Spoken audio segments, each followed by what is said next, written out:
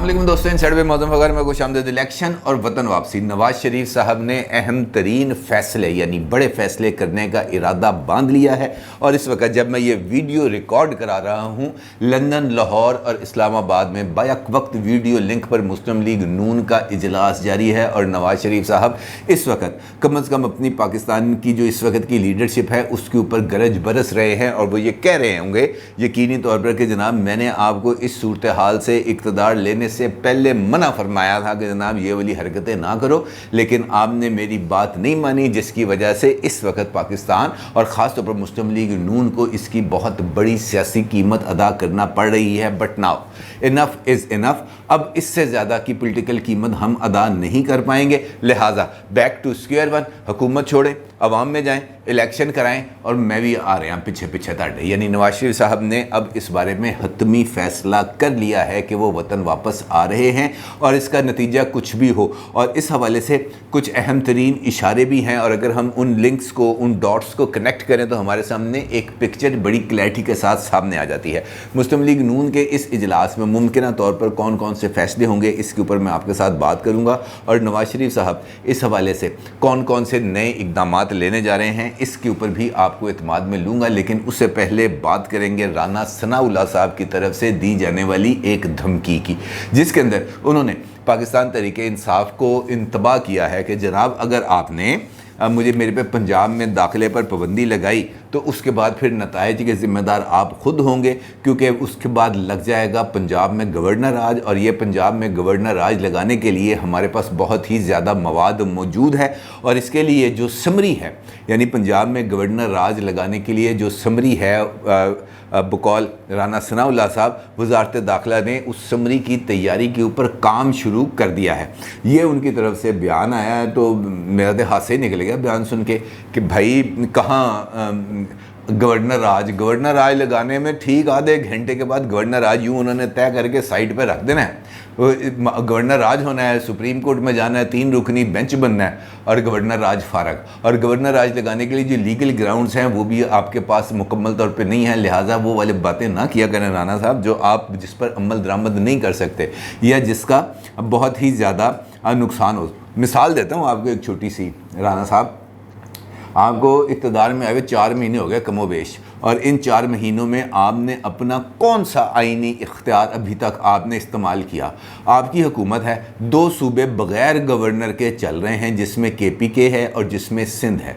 पूरी की पूरी कोलेशन गवर्नमेंट अभी तक ये 2 गवर्नर्स तैनात नहीं कर सकी। अभी तक इस बारे में ये फैसला ही नहीं हो सका कि जनाब किन्नू लाना गवर्नर या किसको अगर गवर्नर लगाना है तो वो मामला अब इस वक्त कहाँ पे जाके फंसा हुआ है, किसी को इस बात का अंदाज़ा नहीं है।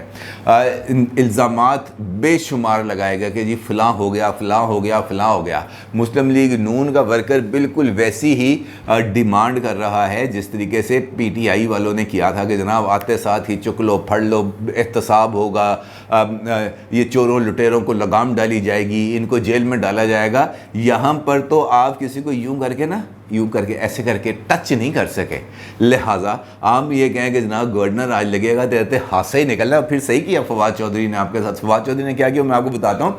मैं आपको बताऊँ कि जिसने काम करने होते हैं ना वो ऐसे काम करते हैं। परवेज़ इलाही साहब रात 2 बजे उन्होंने ईवान सदर के अंदर अपने ओहदे का हल्फ उठाया रात 2 बजे और हल्फ उठाने के बाद फौरी तौर पर उन्होंने चंद फैसले लिए और फैसले भी बहुत ही ज़्यादा इंपॉर्टेंस के हामिल थे, क्योंकि उन फैसलों के मुताबिक उन्होंने सेक्रेटरी असम्बली और अपने बेहतरीन दस्ते रास्त जनाब मोहम्मद खान भट्टी साहब को बना दिया अपना प्रिंसिपल सेक्रेटरी बना दिया और नोटिफिकेशन जारी कर दिया।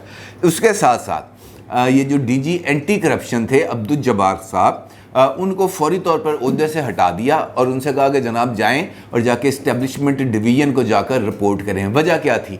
वजह ये थी कि एंटी करप्शन इस वक्त फर्रा बीबी, बुशरा बीबी, मनीका फैमिली और दीगर के ख़िलाफ़, उस्मान बुज़दार के ख़िलाफ़, ताहिर खुर्शीद के ख़िलाफ़ तहकीकात कर रहे थे।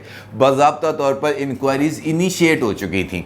اب کیا ہوگا، یہ اقتدار ملتے ساتھ ہی جو NRO دیا گیا اس کی آپ کو کسی جگہ پر کوئی آواز نہیں ہوگی. نوٹیفیکیشن رات گئے جاری کیا گیا جو اس وقت آپ اپنی اسکرین پر بھی دیکھ سکتے ہیں واضح کلیئرٹی کے ساتھ. محمد خان بھٹی جناب گریڈ 22 کا افسر ہے، وہ سیکٹری اسمبلی سے اس کو ٹرانسفر کیا جاتا ہے اور وہ اب کام کریں گے بطور principal secretary to the CM. ٹھیک ہے جناب. اس کے بعد باقی افسران کی ایک لمبی فہرست ہے جن کو تبدیل کر دیا گیا. یہ ہوتا کام، یہ اسپرٹ آتے ساتھ ہی ٹھا ٹھا ٹھا ختم. جو لوگ سوچی پہ، وہ کہتے ہیں پنجابی مثال ہے نا، سوچی پہ آتے بندہ گیا. یہ آپ ابھی تک اس بات کو ابھی تک آپ نے شاید خود بھی تسلیم نہیں کیا کہ ہم حکومت میں ہیں اور ہمارے پاس کچھ اختیارات ہیں.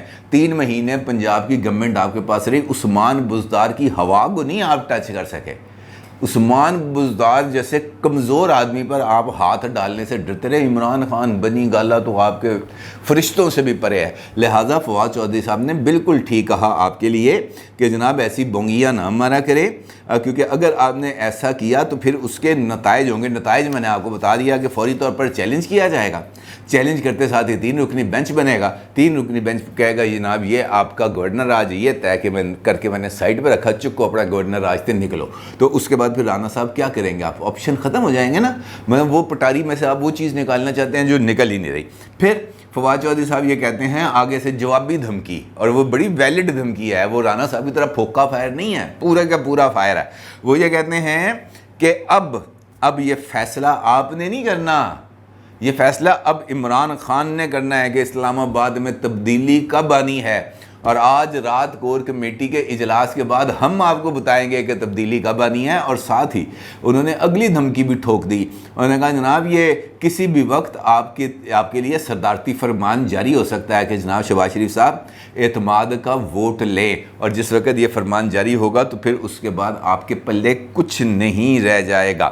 اور اس کے ساتھ ساتھ فاروق حبیب صاحب بھی جو سابق وزیر مملکت برائے اطلاعات تھے، ان کا یہ کہنا ہے کہ گورنر راج کی باتیں کرنے والوں کو پتہ ہونا چاہیے پنجاب میں عوامی راج لگ گیا ہے. اسلام آباد ٹول پلازا سے باہر نکلیں تو شہباز شریف کی حکومت ویسے ہی ختم ہو جاتی ہے. یہ تو عوامی رد عمل 2 گھنٹے کے لیے بھی برداشت نہیں کر سکتے. یہ ہے وہ گراؤنڈ سچویشن جس کے اندر مسلم لیگ نون اس بات کا دعویٰ کر رہی ہے، یا چند لوگ اس بات کے شاید ابھی بھی خوش فہمی میں ہیں کہ وہ اگست 2023 تک جو اقتدار ہے وہ اپنا بچا پائیں گے. مجھے تو نہیں لگتا کہ ایسا ممکن ہوگا، کیونکہ بہتر یہ ہے سیاست کے اندر اٹیک از بیٹر ڈیفینس. اس سے پہلے کہ اگلا آپ پر اٹیک کر دے تسی تے چڑھ جاؤ. اس وقت آپ کا کام ہے کہ آپ اتنی تیزی کے ساتھ اپنا اگریسو بیانیاں لے کے آئیں کہ اگلا جو ہے وہ دیوار کے ساتھ لگ جائے. پچھلے 2 دن میں آپ صرف دیکھیں، 2 دن کے اندر جس قدر تیزی کے ساتھ اگریشن سامنے آیا تھا اتحادی حکومت کا اور اتحادی جماعتوں کا، آپ کو میڈیا پر اور سوشل میڈیا پر کسی بھی جگہ پر عمران خان صاحب کا بیانیہ نظر نہیں آ رہا تھا. صرف کل ایک فیصلہ ہوا سپریم کورٹ آف پاکستان کا رات کو تقریباً 9:15 بجے، اور اس کے بعد اب تقریباً جس وقت میں یہ ویڈیو ریکارڈ کروا رہا ہوں 5:30 بج چکے ہیں.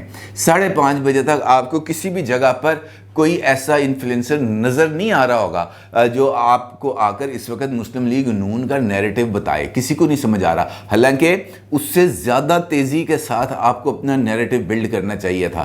آپ کو اس سے زیادہ تیزی کے ساتھ اپنے لوگوں کو سڑکوں پر لانا چاہیے تھا. آپ کو مظاہرے کروانا چاہیے تھے، جس کا آپ نے خود اعلان کیا کہ جناب اسلام آباد میں جس دن عدالت لگے گی اس دن باہر عدالت لگے گی. بعد میں نے پوچھا، میں کہا جی تسی کہہ رہے سے عدالت لگنی باہر عوامی؟ انہوں نے کہا یار بارش بڑی ہو رہی سی اسلام آباد. لو اب اس پر آپ بتائیں کہ بندہ کیا کہے کہ یار بارش ہو رہی تھی، بندے ساڑھے نمک دے بنے نے اوتے پہنچن گے تے کھل جان گے. اب اس سوچ کے ساتھ اگر آپ نے عمران خان صاحب کو یا پاکستان تحریک انصاف کو ٹف ٹائم دینا ہے تو میرا خیال ہے کہ تسی کو فاتحہ فوتیہ پڑھ لو، اس کے علاوہ آپ کے پاس اب آپشن کوئی نہیں ہے. اس بات کا ادراک شاید یہاں پر موجود مسلم لیگ نون کی قیادت کو نہیں ہے کہ they are running out of time, لیکن لندن میں بیٹھے نواز شریف صاحب کو اس بات کا اندازہ ہے. اور اسی لیے مئی کے اندر جب انہوں نے یہ ساری کی ساری اپنی کیبنٹ کو بلایا تھا لندن، تو وہاں پر ان کے ساتھ یہی کہا گیا تھا. ان کو وہاں پہ ڈرایا گیا کہ جناب ملک ڈیفالٹ کر جائے گا، یہ ہو جائے گا، وہ ہو جائے گا. اسحاق ڈار صاحب نے بڑی کلیئرٹی کے ساتھ کہا کہ کچھ ڈیفالٹ نہیں کرے گا، آپ نے قیمتیں نہیں بڑھانی، لیکن جناب انہوں نے پہنچتے ساتھ ہی تڑا تڑ قیمتیں بڑھائیں، 30 روپے ایک دفعہ، 30 روپے ایک دفعہ، 30 روپے ایک دفعہ۔ لگ پتہ گیا جناب سارے کا سارا ووٹ کو عزت دو پیٹرول کے قیمتوں کے اندر بہ کے رہ گئی، کسی کو نہیں پتہ چلا اس کے بعد کہاں پہ گیا کہاں پہ نہیں گیا۔ اب یہ کراس روڈ ہے، فیصلہ کن ٹائم ہے۔ اب بھی اگر یہی سوچ بچار اسی طریقے سے رہا کہ جناب ہمیں اقتدار میں رہنا ہے، ایک کمپرومائزڈ سچویشن میں رہنا ہے، ہو سکتا ہے کہ کل اسٹیبلشمنٹ اس بات کا احساس کر لے کہ مسلم لیگ نون نے ریاست کے لیے سیاست کی قربانی دے دی، لہٰذا اس کو کچھ ریوارڈ ملا جائے۔ ایسا کچھ نہیں ہونے والا بھائی جان، ایسا قطعی طور پہ نہیں ہوگا، اور اس بات کا ادراک اب نواز شریف صاحب کو ہو گیا ہے۔ اور یہی وجہ ہے کہ نواز شریف صاحب نے ملک میں قبل از وقت انتخابات کی حمایت خود کر دی ہے، اور انہوں نے اس بات کا اظہار نہ صرف کیا ہے بلکہ بہت سارے پولیٹیکل لیڈرز کے ساتھ انہوں نے بات بھی کی، اپنی پارٹی کی سینئر لیڈرشپ کے ساتھ، اور ان کے ساتھ حکومت چھوڑنے کے آپشن پر تبادلہ خیال بھی کیا ہے۔ نہ صرف ان کے ساتھ بلکہ یہ جو اتحادی جماعتیں ہیں ان کے ساتھ بھی نواز شریف صاحب نے اسی آپشن پر بات کی ہے۔ لیکن اس سے پہلے یہ جو حکومت چھوڑنے والا آپشن تھا نا، وہ نہ مولانا صاحب مان رہے تھے نہ فضل الرحمان صاحب مان رہے تھے، کہتے ہیں کہ نہیں یار یہ چیزیں سیٹل ڈاؤن ہو جائیں گی، ہم اس کا ڈیویڈنڈز وصول کریں گے۔ لیکن جیسے ہی یہ اب کل جو سپریم کورٹ کا فیصلہ آیا ہے اور گزشتہ 2 دن کے اندر جو ڈیولپمنٹس ہوئی ہیں، اور اس کی وجہ سے اب مولانا فضل الرحمان صاحب اور زرداری صاحب یہ دونوں بھی اس بات کو اب سوچ رہے ہیں کہ نہیں یار یہ غلط ہو رہا ہے، اب ہمیں عوام کی عدالت میں جانا چاہیے، اور امکان ہے اب اس بات کا کہ آصف علی زرداری صاحب اور مولانا فضل الرحمان صاحب بھی نواز شریف صاحب کے اس موقف کو تسلیم کر لیں گے۔ اب یہاں تک تو بات ٹھیک ہے کہ جناب وہ تسلیم بھی کر لیں گے، بات چیت آگے بھی بڑھے گی، لیکن کیسے؟ دیکھیں اس وقت مسلم لیگ نون کے لیے صرف حکومت چھوڑنا کافی نہیں ہے، that would be a good option, لیکن اس کا مطلب یہ ہے کہ جب آپ نے اقتدار سے باہر نکلنا ہے تو آپ کے پاس ایک عمران خان کی طرح نا کوئی ایک دبنگ قسم کا ایک نعرہ ہونا چاہیے، ایک نیریٹو ہونا چاہیے، اور اقتدار سے اب سے لے کر اقتدار سے نکلنے کا جو بھی آپ ٹائم لائنز طے کریں وہاں پر یہ تمام کی تمام چیزوں کو آپ کو اپنے ساتھ رکھنا پڑے گا، ادروائز یہ معاملہ ایسے چلے گا نہیں۔ اب اس کے ساتھ ساتھ نواز شریف صاحب کی وطن واپسی کا جو آپشن ہے وہ بھی بہت زیادہ امپورٹنٹ ہے۔ جاوید لطیف صاحب نے آج صبح جو ہے ایک ٹی وی چینل کے ساتھ گفتگو کرتے ہوئے اس بات کا انہوں نے اشارہ دیا تھا، ان کا یہ کہنا تھا کہ جناب جس طریقے سے نواز شریف کو سزائیں دی گئیں وہ 1 ہفتے میں واپس نہ لی گئیں تو نواز شریف آ رہا ہے، ٹھیک ہے، انہوں نے کہا جی نواز شریف آ رہا ہے، نواز شریف صاحب واقعتاً آ رہے ہیں، اور اب انہوں نے اس معاملے پر سنجیدگی کے ساتھ غور و فکر شروع کر دیا ہے۔